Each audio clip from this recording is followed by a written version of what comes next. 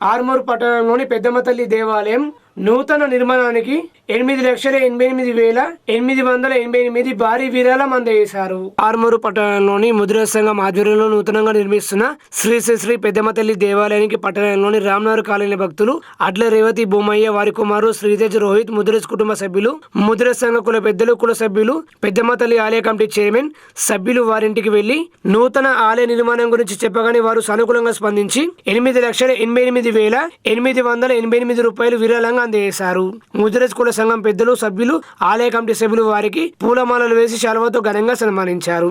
ఈ కార్యక్రమంలో పెద్దమ్మ తల్లి ఆలయ కమిటీ చైర్మన్ మచ్చేందర్, ముద్ర సంఘం పెద్ద బజార్ అధ్యక్షులు బోన్ల సంతోష్, ముద్ర సంఘం పెద్ద బజార్ రాజారాం నగర్ కాలనీ కుల పెద్దలు, సభ్యులు, పెద్దమ్మ తల్లి ఆలయ కమిటీ సభ్యులు పోషెట్టి మోహన్, బాలానంద్, గోపి, రమేష్, బొంబాయి భోజన్న, పెద్ద భోజన్న, నడిపి భోజన్న, మందుల బాలు, గాజం మహేందర్, చిన్న పోషెట్టి లింగం, శంకర్, సతీష్, గాజం పెద్ద గంగారం తదితరులు పాల్గొన్నారు.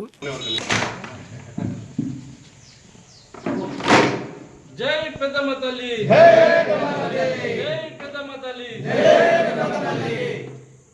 జై శ్రీరామ్.